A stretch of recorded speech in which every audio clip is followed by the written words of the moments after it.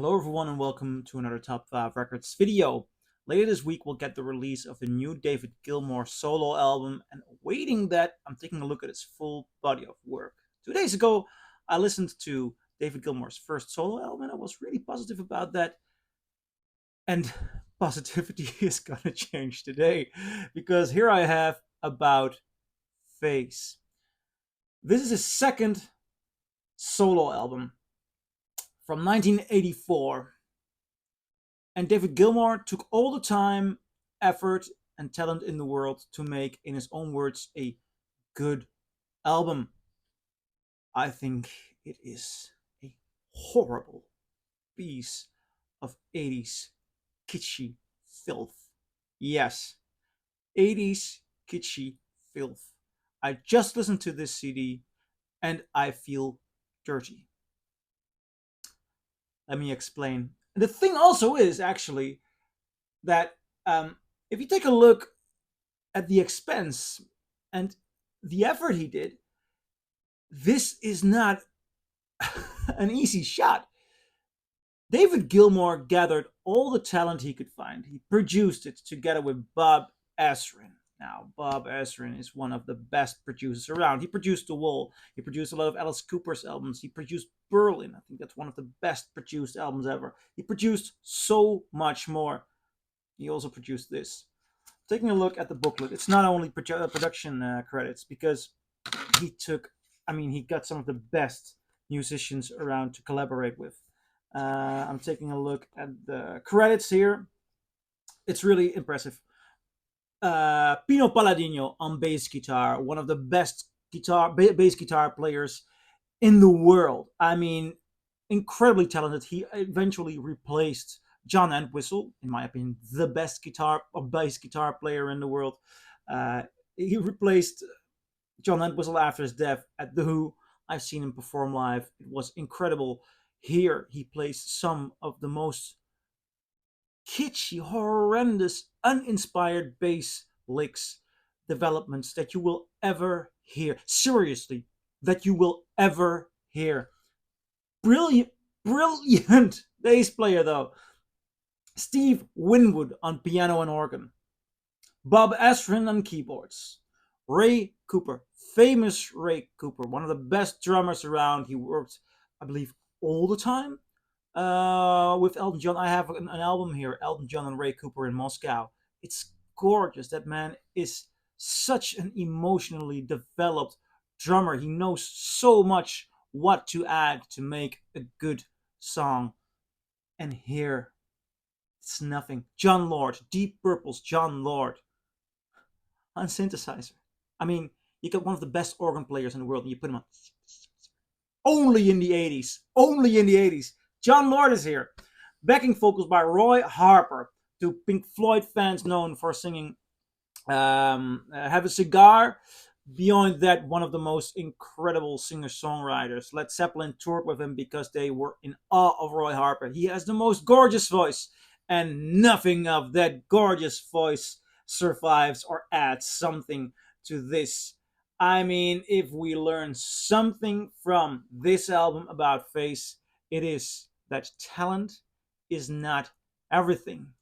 You do need a good vision as a talented artist. You do need good stories, good songs.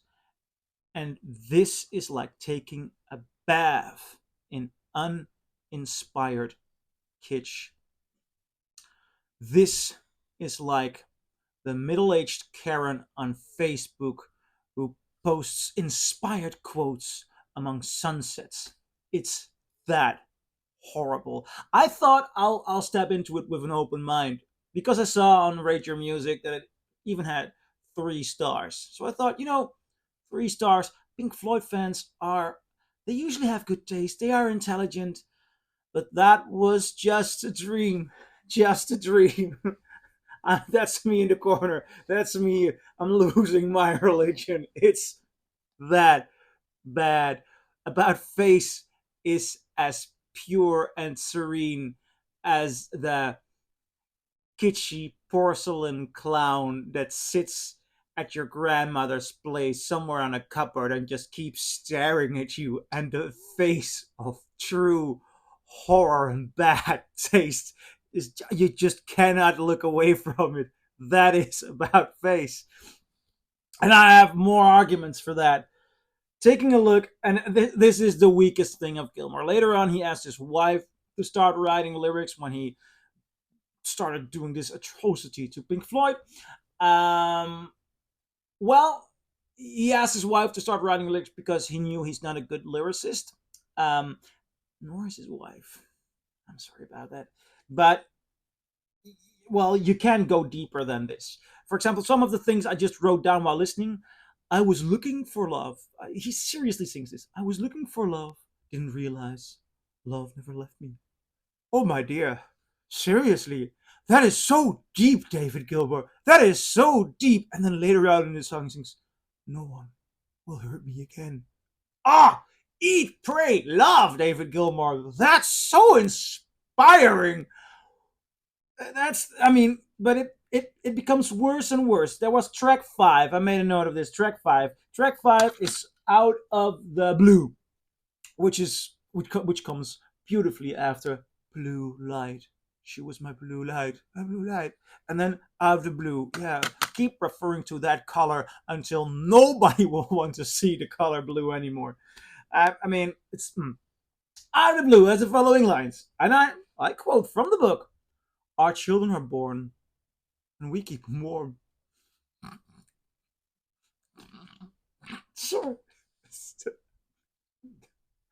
Uh, they, they, they must have the right to live in the light, to be safe from the storm. I mean, now there are people who say, yeah, David Gilmour's not a good lyricist, but he's a good artist. Honestly, I don't think at this point, I doubt if he is a good artist. He is an incredible guitar player. He is the most, I mean, he's one of the brilliant guitar players. He is a technical, very good vocalist.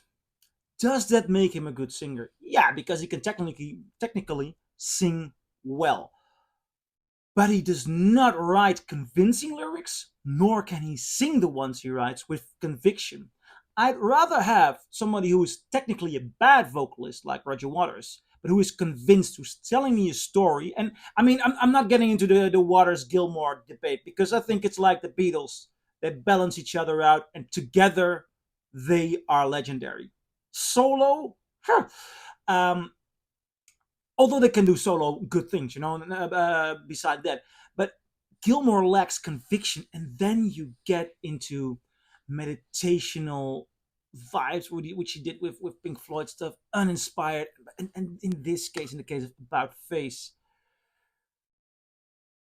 it is soulless, mindless kitsch. It's unintellectual. I mean, it's unintellectual. Seriously, the man is intelligent, but it's not intellectual. He's skillful. He's a brilliant guitar player. He works with the best of musicians, but it's not good. It makes me feel ill. It makes me feel gross. And I'm gonna put this away. I'm gonna sell this. I don't want this CD in my house. It's one of the most horrible things that I have in this house. Seriously. So, well, that's my review of About Face. Um, I'm gonna return with On an Island, which I have heard before, and the tone is definitely different for that record. But for this About Face, so I'm curious, what do you think? Do you agree? Do you disagree? Leave a comment below, and I'll see you in my next video.